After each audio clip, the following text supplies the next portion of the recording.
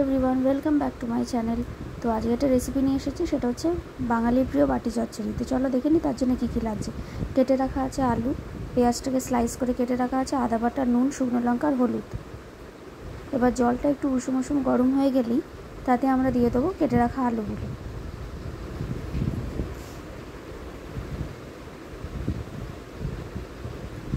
এটা আমি জলে এখনও হলুদ দিইনি, আলুর গায়েতে হলুদটা লাগা ছিল, ওই জন্য জলটা এখন হলুদ হয়ে গেছে।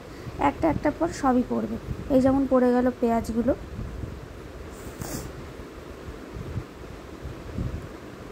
এবার দিয়ে দেবো হচ্ছে আদা বাটা,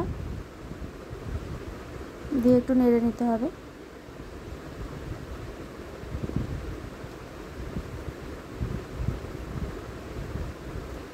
এরপর দিচ্ছি নুন,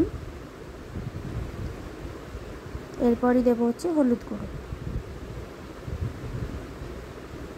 এরপর দেবো হচ্ছে শুকনো লঙ্কা কেটে নিয়েছি আমি মধ্যিখান দিয়ে।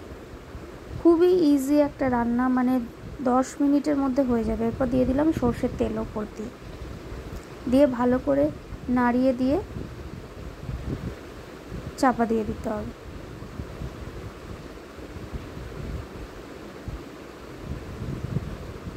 আর ঢেকে ঢেকে দিতে হবে জিনিসটা। তো দেখতেই পাচ্ছ এরকমভাবে ফুটছে।